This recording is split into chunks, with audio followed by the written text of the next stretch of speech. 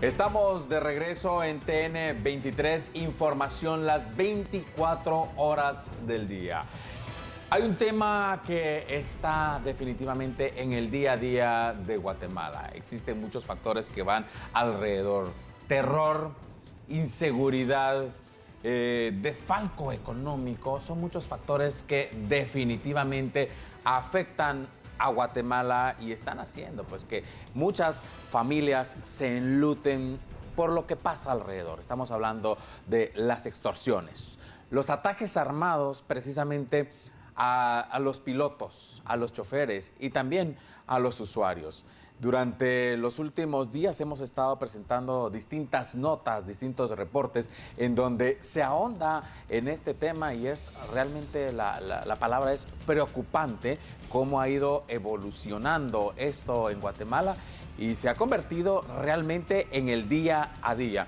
Pero para conversar más a fondo, para poder tener información y datos más seguros, vamos a conversar y tenemos el gran gusto de platicar con el licenciado Edgar Guerra. Él representa a la Procuraduría de los Derechos Humanos y le damos la más cordial bienvenida, licenciado Guerra, a los estudios de TN 23. Gracias, Gabriel, muy amable y realmente preocupante y lamentable lo que están viviendo, no solamente los pilotos, los ayudantes de transporte, ahora inspectores que posiblemente también están siendo perseguidos con el tema de extorsiones y transportistas y usuarios, porque también los usuarios por estar en un servicio que es altamente riesgoso en Guatemala, que es uno de los más arriesgados y peligrosos de Latinoamérica, por poner un precedente comparable con el de Honduras y El Salvador, que también están teniendo ese fenómeno social de las extorsiones en el transporte colectivo, pues han perdido la vida usuarios también por balas perdidas en ataques directos a este tipo de operadores de servicio de transporte colectivo, que al final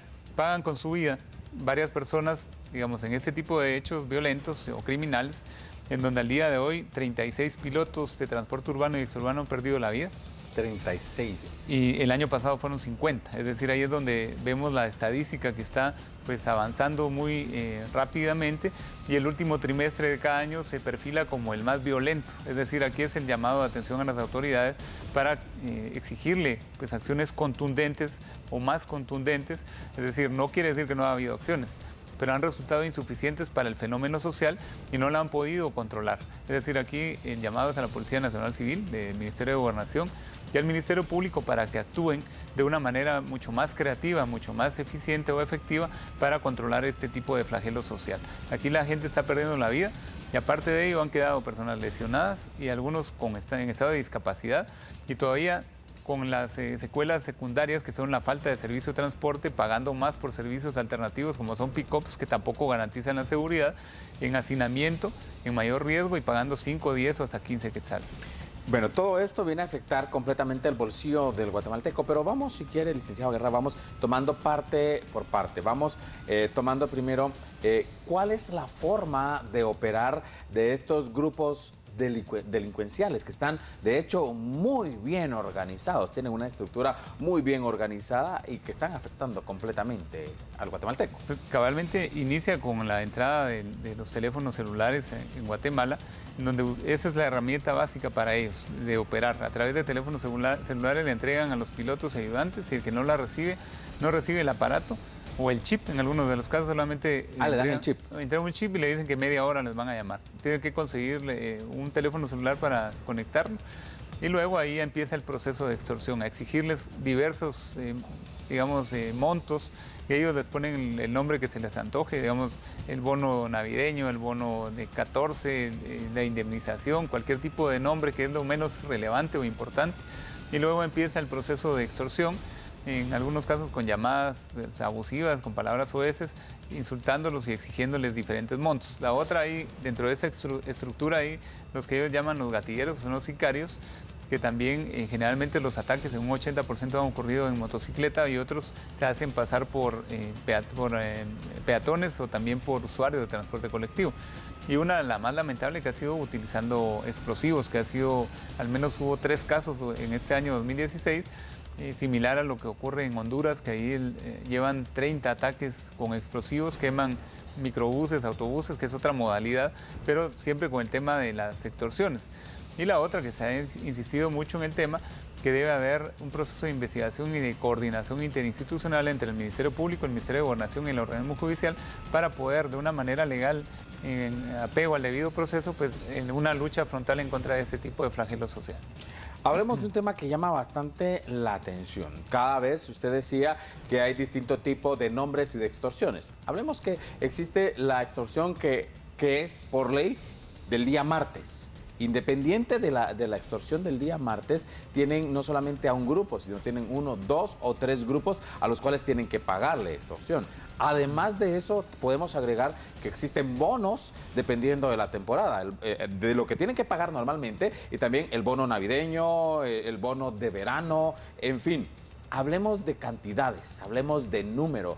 ¿Cuánto está esto afectando realmente a la economía del país y cuánto está ingresando de dinero a estos grupos? Porque son cantidades, aunque tal vez uno no ha puesto a pensar, son millones de quetzales que están entrando a estos grupos delincuenciales. Por hablar de un tema, en la ruta 3 y 4, por ejemplo, ellos pagan una... ¿Esa de dónde es? Esa es de la zona 6. ¿De la zona 6? Zona 1 y zona 5, ¿verdad? Esta están pagando los días martes una extorsión de 350 quetzales a un grupo. Cada semana. Todos los martes. Todos los martes. 350 por el derecho de que no los mate. De que no los mate. Y los días jueves pagan a otro grupo, aparentemente, que es de 350 quetzales también todos los jueves. Y 700. Otro grupo que están pagando 150 todos los días, de lunes a domingo. Y haciendo un poco de números, estábamos hablando que eran cantidades ya importantes al año, solamente hablando de 2 rutas de transporte colectivo. Al igual están las rutas 203, 204, la 36 y 37 y la 40, 40R. Estamos hablando de 6 rutas que están periódicamente siendo extorsionadas y no ha habido avances en algún tipo de investigación en ese tema. Y entonces causa frustración tanto en pilotos, ayudantes y transportistas porque no hay una resolución de la problemática en donde ellos van a seguir pagando. Han decidido pagar las extorsiones, pero es que se mira una disminución aparente en la cantidad de víctimas y no necesariamente es por el accionar del Estado de Guatemala este tipo de resultados. En el año 2015, según datos del Ministerio de Gobernación, ellos tabularon cuánto pagaban cada uno de los transportistas y pilotos y determinaron que eran cerca de 275 millones de quetzales al año, 200. Solamente las extorsiones al transporte público. Lamentablemente había una diversificación de las extorsiones. Ahora ya extorsionan no solamente a los pilotos, a los transportistas, sino también a vendedores de alimentos que abordan unidades de transporte colectivo, principalmente exurbanas y algunas urbanas, sino también ahora ya se han pasado a extorsionar a inspectores, como lo hemos visto, y a mercados de barrio, que eso ya no es un secreto ya a voces, sino es una realidad.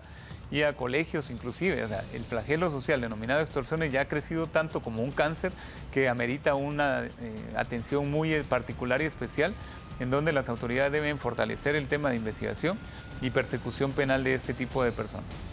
Licenciado Guerra, muchas gracias por ahondarnos de este tema. Yo estaba haciendo los números y sí, la verdad es cantidad impresionante. Estaba tratando de hacer los números solamente de una ruta y la cantidad de dinero es impresionante. Muchas gracias por venir acá a TN23 y explicarnos cuál es este proceso, cómo están operando y también pues las soluciones próximas. Aquí nosotros en TN23 le damos el seguimiento respectivo para que los guatemaltecos puedan enterarse qué es lo que sucede y cuáles pues pueden ser algunas de las soluciones que se esperan precisamente para Guatemala.